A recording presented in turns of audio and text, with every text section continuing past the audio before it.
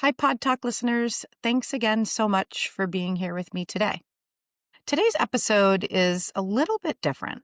I'm calling this a flash episode. I just finished listening to a podcast that completely pulled me in. It's fascinating, unsettling, and honestly, it's been a little mind-blowing for me. And I wanted to hit record right away while it was still fresh. So what you'll hear is a little less scripted, more of me thinking out loud in near real time, getting my reactions, questions, and of course, a few strong opinions. Okay, so this is how it all started. The other day, I was on the hunt for something new to listen to, just kind of doing my usual scroll through Apple's podcast categories, when I stumbled across a brand new show called Leaked. It'll be linked in the show notes for sure.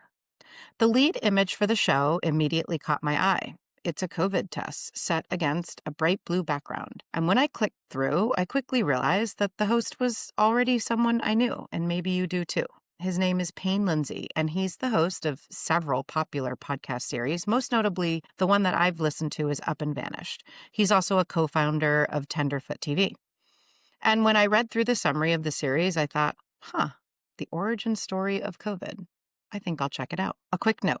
For what it's worth, this podcast series is based on a documentary called Thank You, Dr. Fauci from the Angel Network. I haven't actually seen it yet, but I will if I can get access to it. I'm certainly interested in seeing it. But I do think it's important to point out that the podcast is undoubtedly biased. It reflects the perspective of the director of the documentary, Jenner First, who's frequently featured on the podcast Leaked. According to the movie trailer, it's described as a docu-thriller that's Oppenheimer meets Outbreak. Sounds pretty cool. Anyways, before I knew it, I was binging every available episode of Leaked, of which there are 4 so far. Talking to myself as I listened, trying to make sense of some of the new information being presented. What is COVID's origin story? Now, I don't consider myself a conspiracy theorist, but I do value hearing multiple perspectives and wrestling with them before forming my own opinion. And this show felt like a fresh take on what's become a very familiar, even often polarized conversation. And it's not that I hadn't heard theories about the origins of COVID before, but the way this information was framed made me pause and pay attention in a new way. If you've listened to previous episodes of my show, you've probably picked up that I'm a pretty liberal thinker. So when I think back to those early days of COVID, when President Trump publicly challenged a widely trusted scientist and leading virologist, Dr. Anthony Fauci, and suggested that the virus may have originated in a lab in Wuhan, China, rather than through natural animal transmission, I'll be honest, I was deeply skeptical. It wasn't that I dismissed outright the idea that scientists study and engineer viruses in controlled settings. That part wasn't unfamiliar to me. But at the time, in the heat of the COVID moment, I admit that I instinctively trusted the scientific community's explanation over claims coming from a real estate developer turned reality TV star turned president. Weren't these lab leak theories mostly circulated by conspiracy theorists? Didn't the president also suggest we drink bleach to protect ourselves from the virus? Was I wrong to lean toward the more scientific sounding explanations? I think that instinct shaped how I processed everything that followed. And now looking back, it seems like this idea might deserve a closer, more careful re-examination. So here goes. The leading origin stories of COVID are many and sometimes conflicting. And so in no particular order to how I'm listing them here, I'll present several to you now. Number 1, the natural origin theory.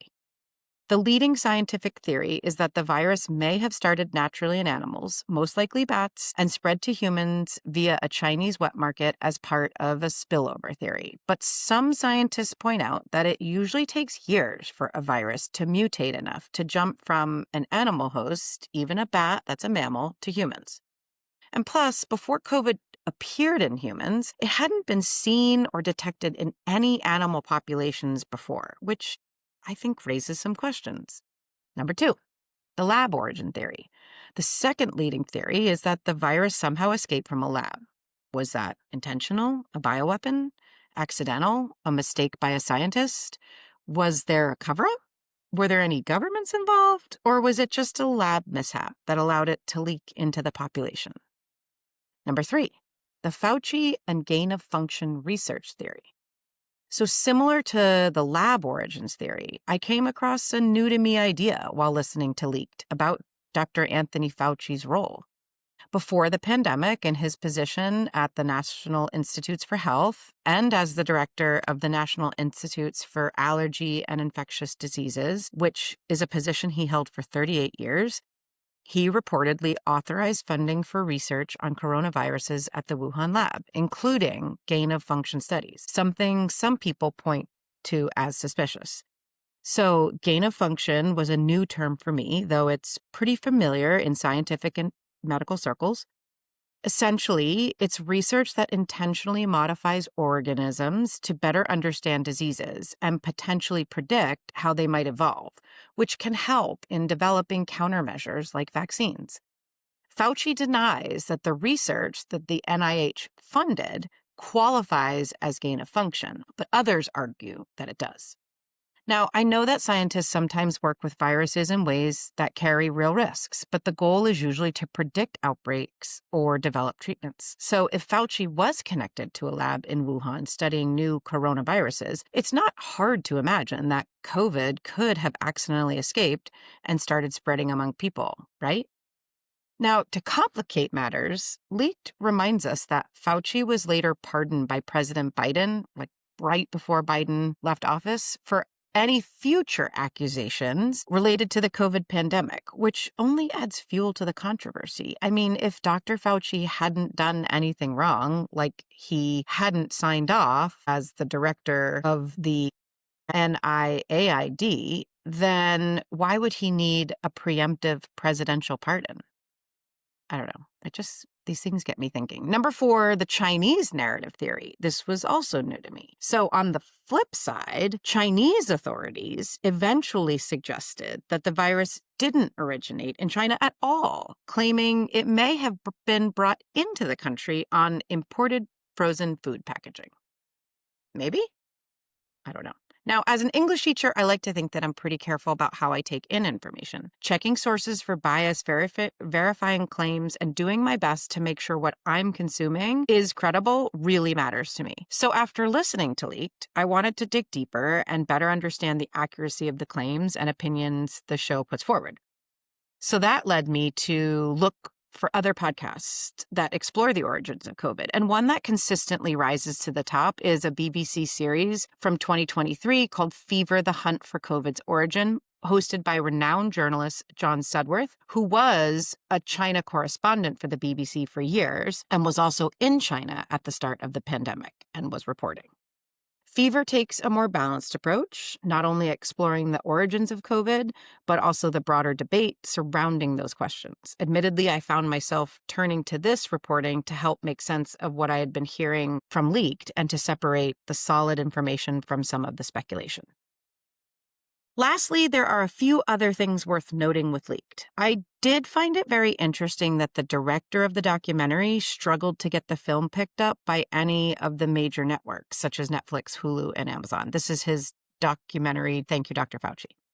Jenner suggests that the networks determined that it was too disruptive and potentially consequential for their business to put something like this out, and it was too controversial on the government level. Now, I'm not any sort of media executive, but I do wonder why it wasn't promoted on a major streaming platform. So far, I haven't had luck accessing the film via the Angel Network. But if you're out there to the Angel Network or to the documentary, feel free to email me because I would love to see this film. One more thing. Leak also touches on a theory that Lyme disease might have originated from gain-of-function research, that it too was engineered in a lab. But to be honest, a quick look at the science shows that the bacterium causing Lyme has existed naturally in ticks for thousands of years, so I'm really not inclined to give this theory much weight. So while we may never fully know the truth behind COVID's origin story, all in all, I really enjoyed this new show, and I'm looking forward to more episodes. I recommend checking out Leaked, as well as Fever: The Hunt for COVID's Origin, and deciding for yourself. In fact, I'd love to hear your thoughts. I'm generally curious how this lands for you.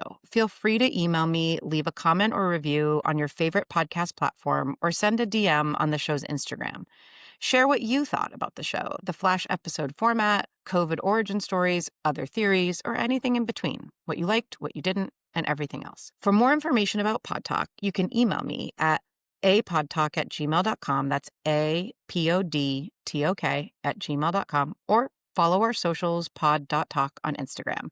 And if you like the show, as always, please give us a rating and a 5-star review as it helps us get discovered. And don't forget to check out my other show, Freeport Local, a podcast series that celebrates all things Freeport, Maine. And of course, please be sure to share this show with friends, family, coworkers, and anyone who loves a great podcast series. Thanks so much again for listening, and I hope everyone has a wonderful, happy new year. Here's to 2026. Take care.